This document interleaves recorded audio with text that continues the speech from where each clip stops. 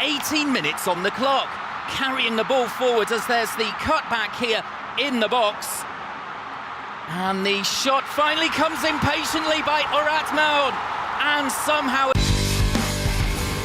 Gelandang bintang timnas Indonesia Tom Haye mendapatkan klub baru Almere City selepas tampil di putaran ketiga kualifikasi Piala Dunia 2026 zona Asia. Sang pemain berusia 29 tahun termasuk dalam skuad yang dipanggil oleh Sintayong untuk putaran ketiga Piala Dunia.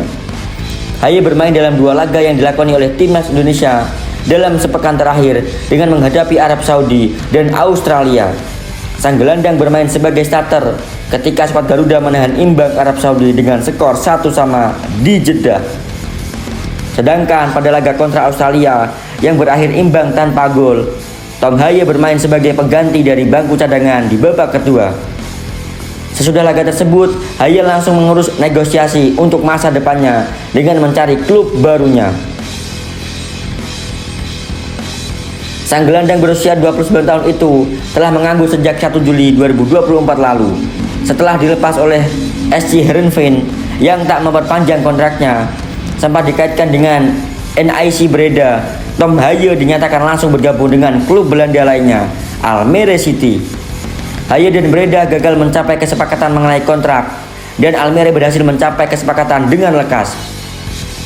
Hal itu telah dikonfirmasi oleh Almere City pada 13 September. Dengan Haye dipastikan mendandatangani kontrak berdurasi setahun. Bursa transfer musim panas telah ditutup oleh Eropa. Namun Almere City masih bisa merekrut Haye yang berstatus sebagai bebas transfer. Sebagai informasi, Almere City kini berada di peringkat 17 klasemen sementara Eredivisie Liga Belanda setelah hanya meraih 1 poin dari laga 4. Pada laga berikutnya, Almere City akan bermain menghadapi Heracles pada Minggu 15 September. Ketua Umum PSSI Erick Thohir turun tangan soal kontroversi di laga sepak bola putra Pekan Olahraga Nasional PON Aceh Sumatera Utara 2024 yang melibatkan tim Aceh kontra Sulawesi Tengah. Erick Thohir mengecam keras laga tersebut. Peristiwa terjadi dalam pertandingan perempat final yang berlangsung di Stadion di Murtoala, Banda Aceh pada 14 September. Wasit Eko Agus Sugiharto dinilai mengambil sejumlah keputusan yang kontroversial dengan puncaknya saat memberikan 2 tendangan penalti untuk tim Aceh beberapa menit sebelum laga usai. Keputusan itu direspon pemain Sulawesi Tengah dengan aksi pemukulan hingga wasit terkapar dan dilarikan dengan ambulans. PSSI menegaskan sanksi terberat mengancam pemain dan wasit yang terlibat dalam peristiwa itu. Memalukan, sangat memalukan. PSSI akan mengusut tuntas peristiwa ini dan akan menjatuhkan sanksi terberat, ucap Erick Thohir. Erick Thohir mengatakan akan melakukan investigasi dalam dimulainya dari kepemimpinan wasit yang dinilai penuh kejanggalan. Di samping itu, reaksi yang sangat tidak sportif pemain juga dipastikan berbuah sanksi terberat. Pastinya akan dilakukan investigasi mendalam. Indikasi pertandingan yang tidak fair menjadi materi serius yang ditelaah. Halnya reaksi pemain yang dipastikan berbuah sanksi yang sangat berat. Sanksi larangan seumur hidup pun mengancam wasit dan pihak-pihak lain bila terbukti mengatur hasil laga. Namun, Erick Thohir menegaskan bahwa tidak ada justifikasi bagi pemain untuk melakukan aksi pemukulan. PSSI menilai peristiwa ini mencoreng kehormatan sepak bola Indonesia yang mulai menunjukkan titik cerah.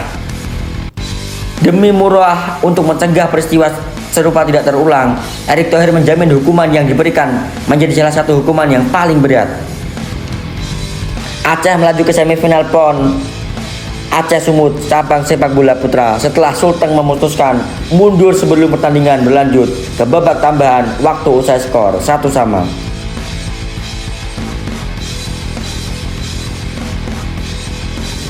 Mantan pelatih FC20 Jan Vasta memuji kualitas Miss Hilgers, akan tetapi ia juga membeberkan kelemahannya. Miss Hilgers diprediksi akan menjadi starter saat FC20 berhadapan dengan PIC Zwolle pada lanjutan Eredivisie Liga Belanda. Apalagi kini Robin Proper telah pindah ke Rangers FC, sehingga pemain itu timnas bakal jadi andalan. Hilgers mengaku bahwa kepergian Proper membuat pelatihnya meminta banyak kepadanya. Bek tengah yang baru resmi menjadi WNI itu siap menjawab kepercayaan yang diberikan kepadanya. Sekarang harapannya lebih banyak. Pemain muda atau senior sama saja. Saya banyak bicara dengan Ricky setelah Proper hijrah. Pun dengan pelatih, mereka mengharapkan lebih kepada saya, ucap Miss Hilgers.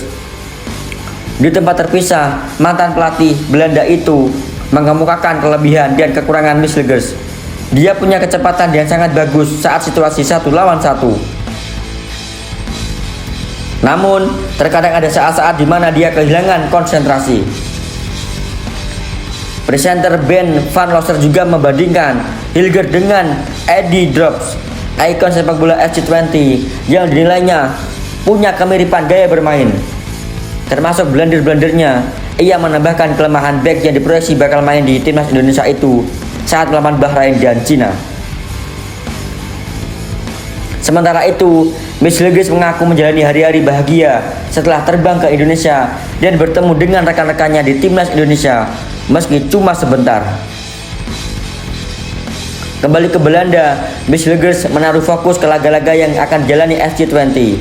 Ia bersiap menghadapi Zwolle, walau hasil buruk melawan FC Utrecht diakuinya sangat mengganggu pikirannya.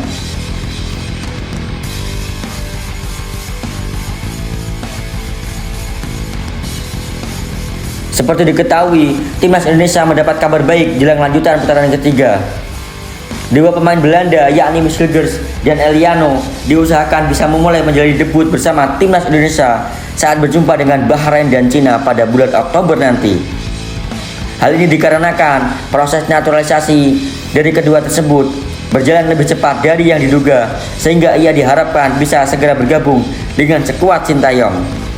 Sebagai informasi, Miss Hilgers dan Eliano masih menjadi tumpuan utama bagi klub mereka masing-masing di kasta tertinggi kompetisi Liga Belanda atau Eredivisie. Miss Hilgers merupakan pilar utama di lini pertahanan juara Liga Belanda FC20, sedangkan Eliano menjadi promotor atau motor serangan bagi klubnya PIC Zwolle. Kondisi tersebut bahkan diakui Miss Hilgers yang mengungkapkan jika Sintayong pernah mengikuti akun Instagramnya beberapa waktu lalu. Namun kini pertandingan panjang Sintayong telah berakhir. Miss Hilgers akhirnya luluh dan bersedia untuk melanjutkan karir internasionalnya bersama timnas Indonesia. Striker keturunan milik Indonesia, John Evans sudah bertolak dari Amsterdam menuju Belanda ke tanah air. John Evans kembali ke tanah air untuk bergabung dengan skuad Garuda untuk persiapan menuju kualifikasi Piala Asia U20. Timnas Indonesia asuhan pelatih Indra Jafri dijadwalkan menghadapi Yaman, Timur Leste dan Maladewa dalam event tersebut. John Evans sebelumnya tidak ikut saat timnas Indonesia menjalani training camp atau TC di Korea Selatan. Garuda menimba ilmu di negeri ginseng pada akhir Agustus lalu. Selain TC, Arkan Kakak dan kawan-kawan menjalani uji tanding menghadapi Argentina, Thailand, dan Korea Selatan. Masih ada waktu sekitar 9 bulan bagi John Evans untuk dan timnas Indonesia sebelum memainkan laga penting untuk lolos ke Piala Asia U20 2025. John Evans memiliki masih berusia 18 tahun, telah menunjukkan bakatnya yang luar biasa di lapangan hijau. Meskipun dianggap minim pengalaman, pemain muda ini sudah memiliki karir yang mengemaskan atau mengesankan untuk pemain seusianya. John Evans saat ini bermain untuk tim FC Dordrecht, salah satu klub di Liga Belanda. Sebelum bergabung dengan klub ini, ia juga sempat meruput bersama beberapa tim lain seperti FC DWO, Zumeter, dan SV Northrop. Pengalaman bermain di berbagai klub ini menjadi pondasi kuat bagi perjalanan karir sepak bolanya di masa mendatang. Posisi utama Raven adalah sebagai seorang penyerang, namun yang membuatnya untuk semakin menarik kemampuannya untuk bermain adalah di posisi yang lebih bertahan. Gaya bermain yang serba bisa ini dijadikan Raven sebagai pemain fleksibel di lapangan hijau, mampu mengubah dinamika permainan dengan sangat cepat. Keahliannya menguasai bola dan memanfaatkan peluang mencetak gol membuatnya menjadi ancaman serius bagi tim lawan. Selain kemampuan teknis, Raven juga memiliki postur tubuh atletis yang menjadi modal penting untuk bersaing di level internasional.